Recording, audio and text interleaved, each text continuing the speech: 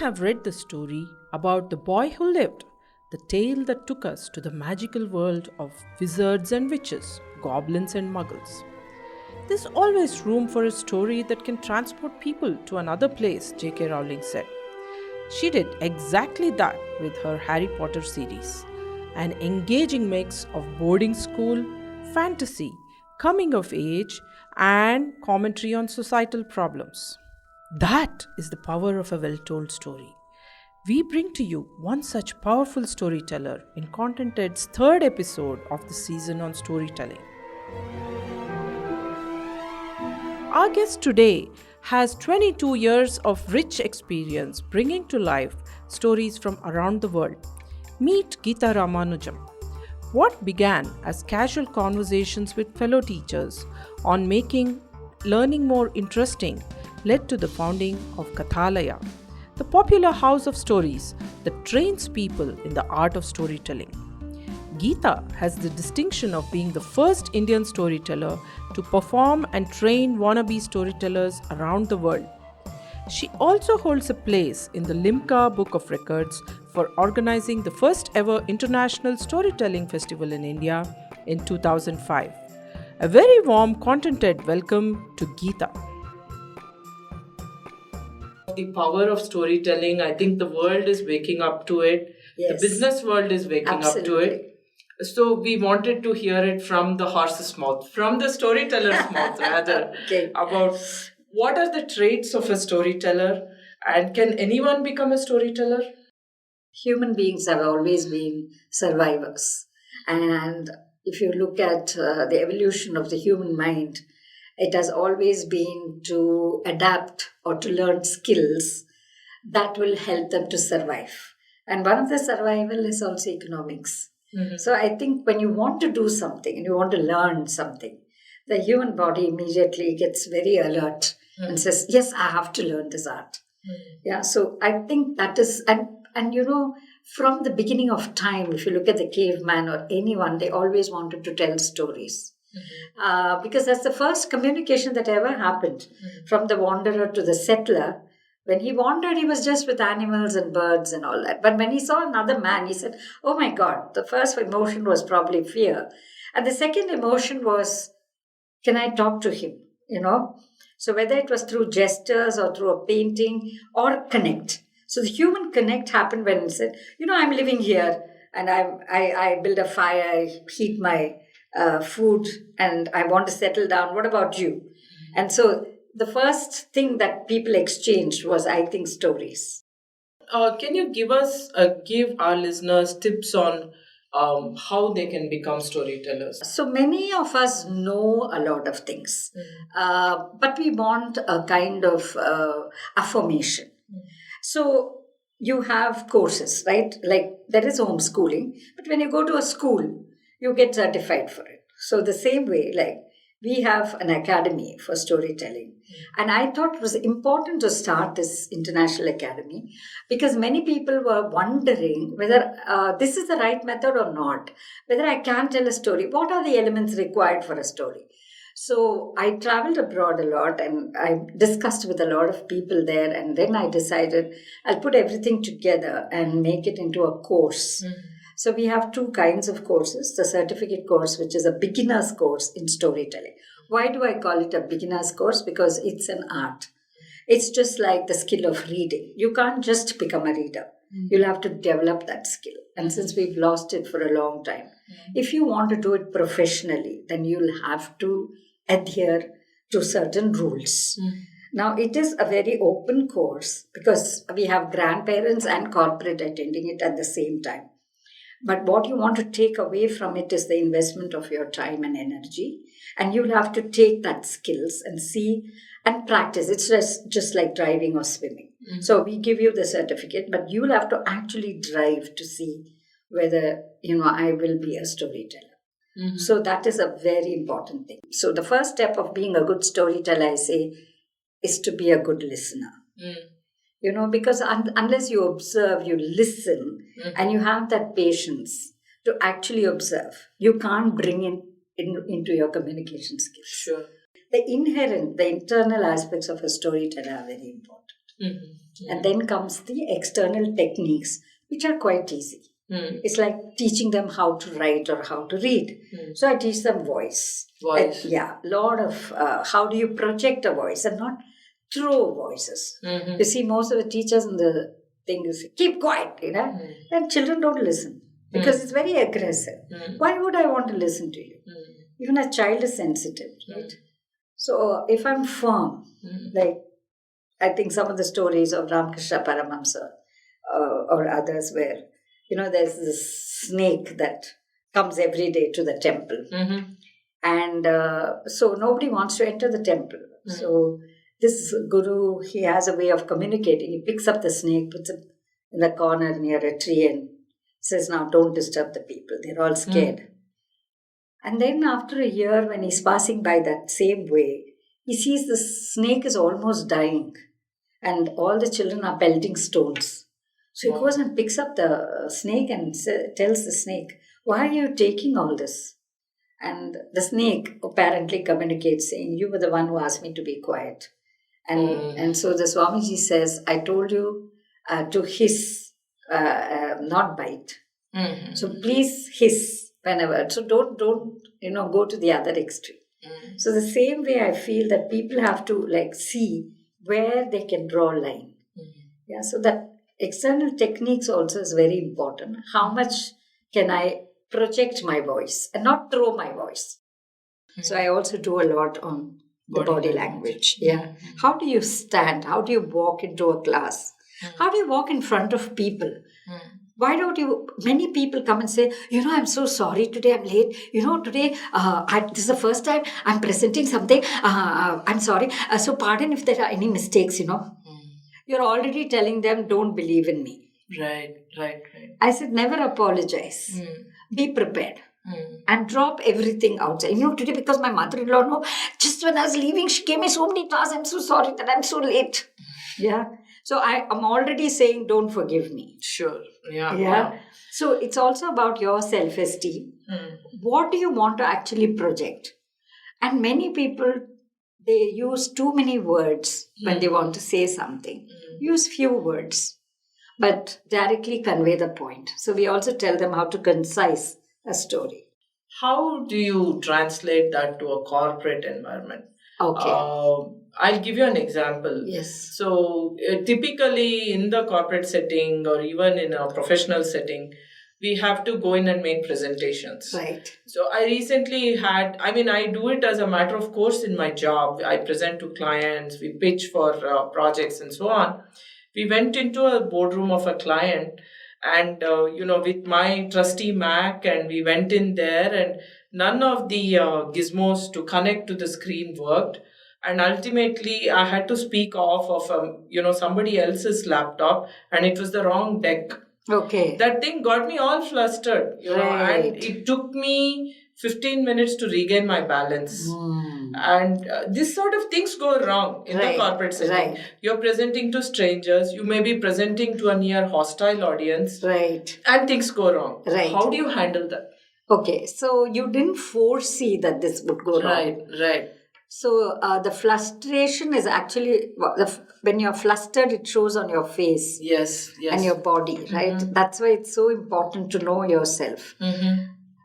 I often tell people, look beyond that. My purpose here is to present, no matter what. Sure. So let small things like this not come in the way. So you say, I thought this is going to work, but unfortunately my laptop is not working. And here it is. What I wanted to show you through the PowerPoint is something that I would probably like to present it to you if you're all ready. These are the 3 points that I wanted to convey.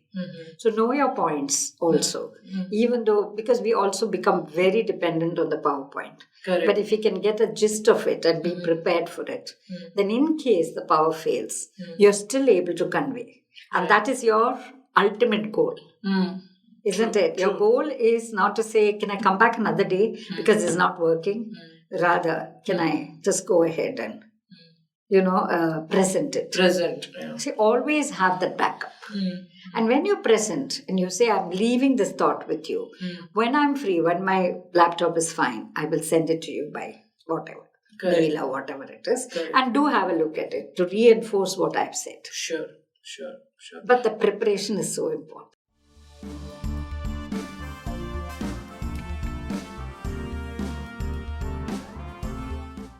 It's interesting how stories have formed the core of many cultures around the world.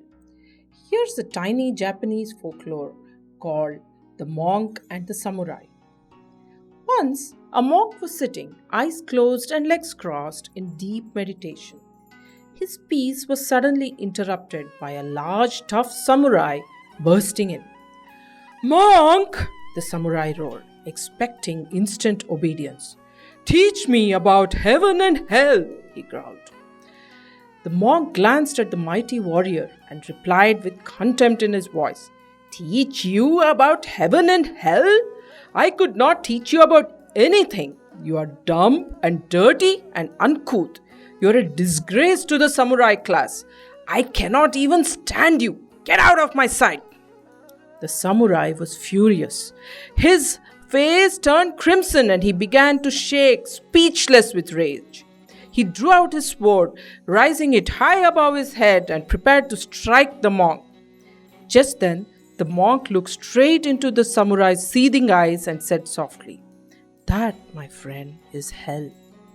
In that fraction of a second, the samurai was overcome with amazement and awe for this gentle monk who had dared to risk his own life to share such a teaching.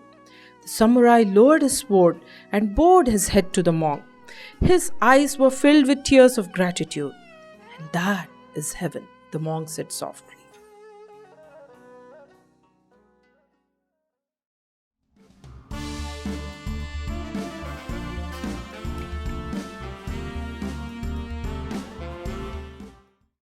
As Indians, we are very culturally attuned to, that group kind of Yes. collectivism in our Right. thought, Yeah. Whereas if you go abroad, if you go to a country like the US, kids from a very young age are taught to be the tigers that Independent. you spoke Yeah. of, actually. Yeah. So, can you comment on that? Yeah, culture plays a great part too. Also, I think the most important thing, even beyond culture, if I look at it today, it's also guilt. See, from the time we are born, I think one thing which is definitely put into us is guilt. Guilt for something which we have not done, or guilt for what could have been done. This is a very Indian thing. I'm not blaming Indians for it, but we're also always made to feel guilty for something or the other. And so that brings along with it a fear and also self-esteem. So you see, we're very shy. We don't want to open up. And it's all stored in our bodies. And so our body language is that way. But we are very intelligent beings. Isn't it? So even children imbibe that. After all, every cell is passed. Isn't it? From our DNA is there. It's coming down the line. Right. So I have a lot to do if I have to unfold myself. Knowing the culture of a place is very important. I'll give you a very little small example. I was asked by Plan International funding agency to take all my stories to the Santali tribals in Orissa. They said, just translate the stories. Now, if you look at our stories, the fox is a very cunning animal, isn't it? So I could have translated. But I said, no, I will go to the place, understand the background of the people. Now, when I stayed with them for 3 or 4 months, and I actually slept and got up with them, had that breakfast that they were having, I collected their stories, and I found that fox is their best friend. Okay, so there is a story where the lady is walking ahead, and as a culture, the woman walks ahead and the man walks behind. Now it's so different from our patriarchal system that we have. A. B. They hardly communicate, and for them that's the best communication. Okay, they just understand a lot of gestures between the husband and wife. Okay. Now the woman is walking in front through the forest, and she's so the first Diwali is a lot like us, like where we celebrate the first Diwali in the mother's house. So she's carrying this lovely can, bamboo can with oil to light the first lamp. So she's walking through the forest, just talking to the birds and animals. Husband great admirer of hers walking behind, just appreciating his wife and her beauty and all that. As she's walking ahead, suddenly the spirit of the forest, one of the tree spirits, falls in love with her. Okay, and disguises as a husband. So when she turns around, there are two husbands walking behind her, and both look alike. And now she's like, "What is this? What do I do? Who's my real husband?" And each one starts pulling her from both the sides. Says, "I'm your husband. I'm your husband. I'm your husband. I'm your husband." And both are alike.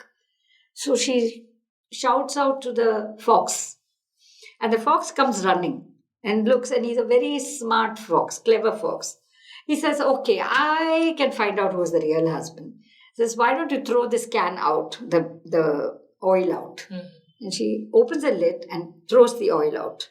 He says, "Don't close the lid. The real husband is the man who can get into this can."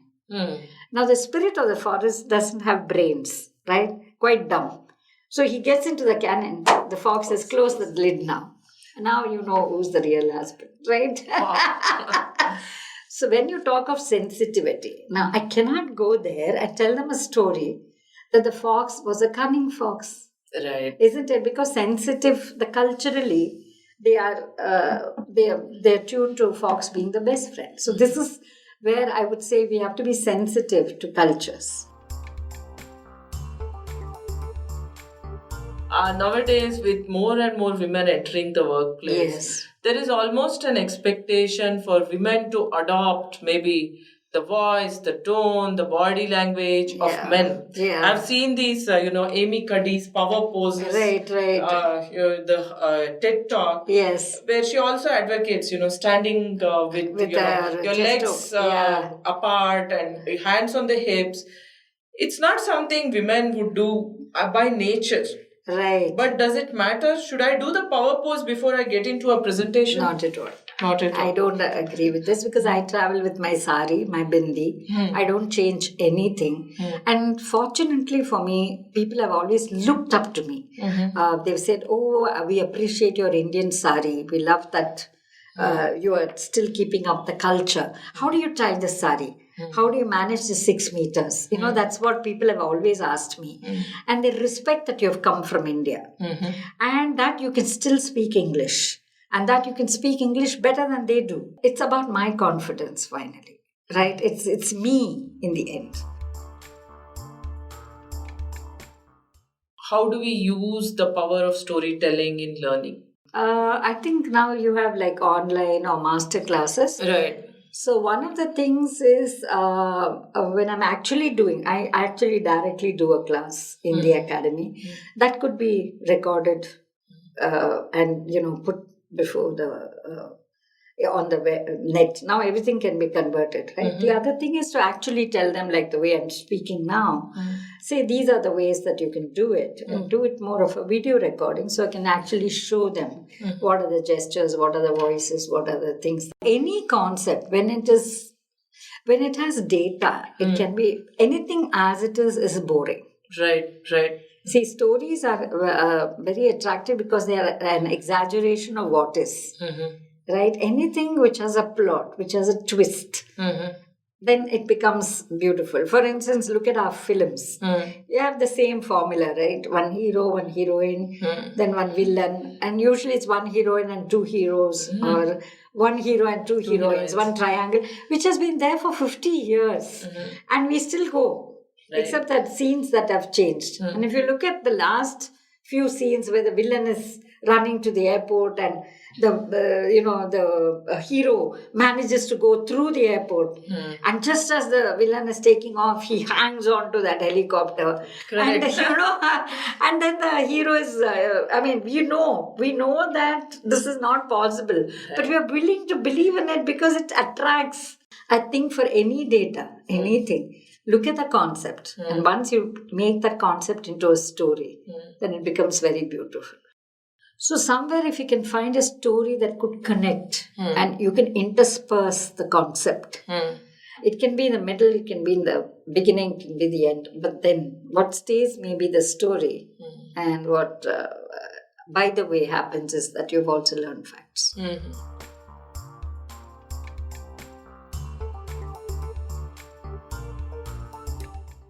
we would, of course, like to end this session with a story.